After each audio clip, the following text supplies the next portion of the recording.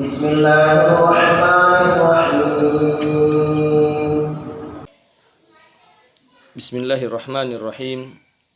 Assalamualaikum warahmatullahi wabarakatuh. Alhamdulillahi rabbil alamin.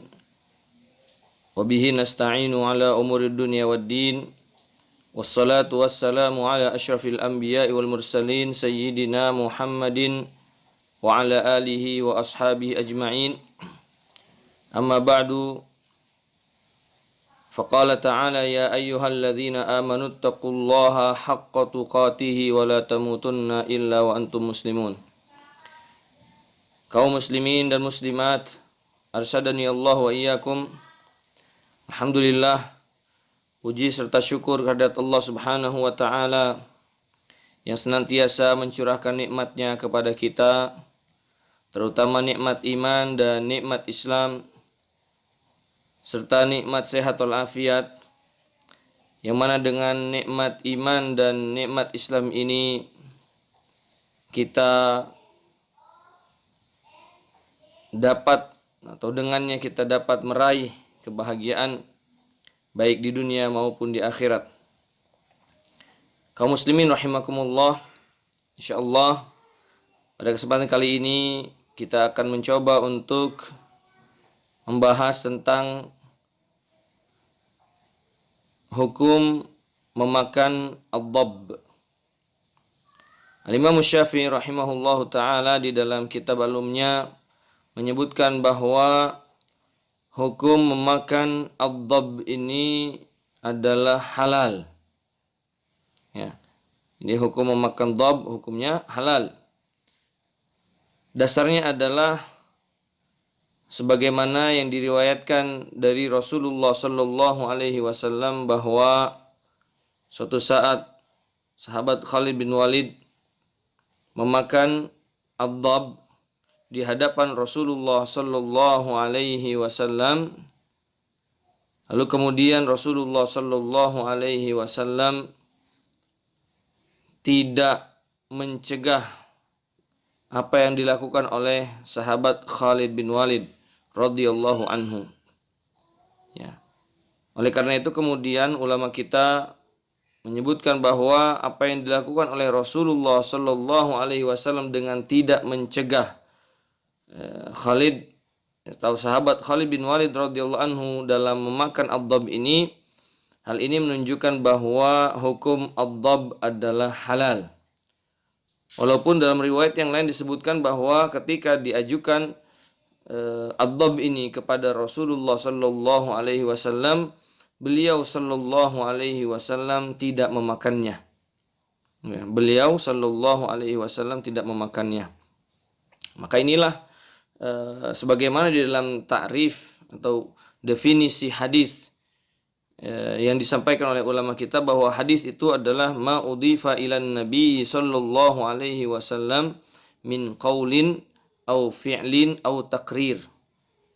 Apa yang disandarkan kepada Rasulullah sallallahu alaihi wasallam berupa perkataan ataupun perbuatan ataupun penetapan. Perkataan sebagaimana kalau kita lihat ya ada periwayatan mengatakan qala Rasulullah sallallahu alaihi wasallam. Ya, Rasulullah sallallahu alaihi wasallam bersabda.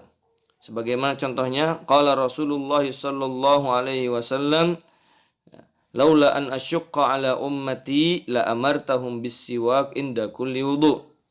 Ya. Rasulullah SAW bersabda, seandainya tidak memberatkan umatku, maka sungguh aku akan perintahkan mereka untuk bersiwak pada setiap kali wudu. Ya, perintah dalam arti kata perintah wajib. Ini adalah contoh dari perkataan Rasulullah sallallahu alaihi wasallam.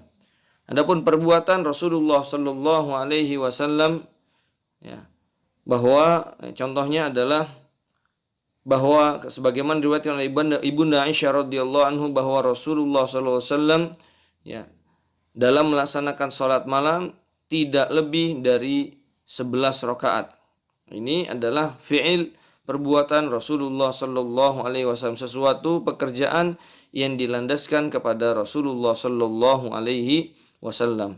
Adapun takrir atau penetapan adalah ya, hal yang dilakukan oleh sahabat, ya, sesuatu yang dilakukan oleh sahabat di hadapan Rasulullah Sallallahu Alaihi Wasallam, namun kemudian Rasulullah Sallallahu Alaihi Wasallam mendiamkannya, membiarkannya. Artinya kalau dibiarkan atau didiamkan berarti hal tersebut adalah hukumnya boleh. Hal ini sebagaimana yang dilakukan oleh sahabat Khalid bin Walid, di mana beliau radhiyallahu anhu ya memakan dhab, kemudian Rasulullah Sallallahu Alaihi Wasallam membiarkannya. Nah, kemudian permasalahannya adalah permasalahan terjemahan. Ya, apakah kemudian dhab ini di dalam bahasa kita, bahasa Indonesia, bisa diartikan sebagai biawak?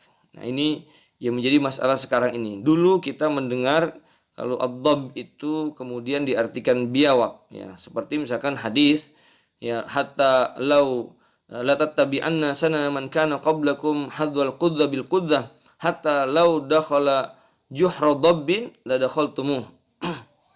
Sungguh kalian pasti akan mengikuti orang-orang sebelum kalian, ya, sampai pun mereka masuk ke dalam lubang biawak. Nah, lau dakhala juhra dhabbin la dakhaltum, pasti kalian akan masuknya.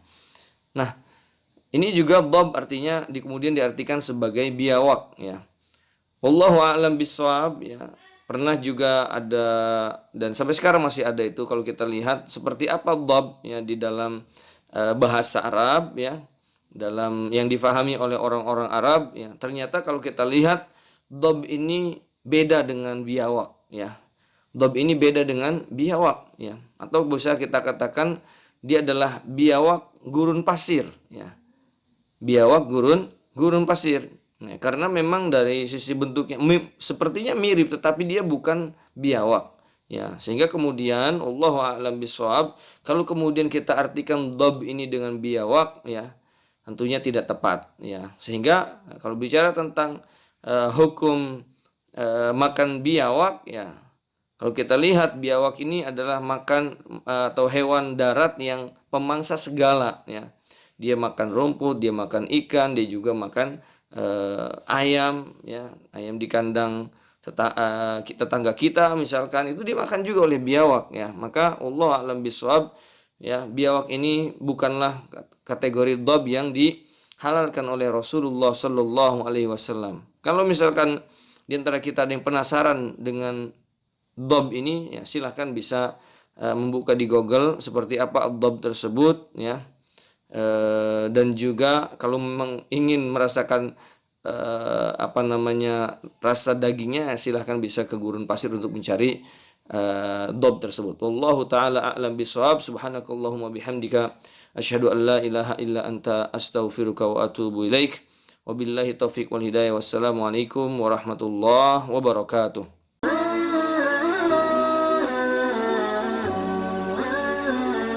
Thank you.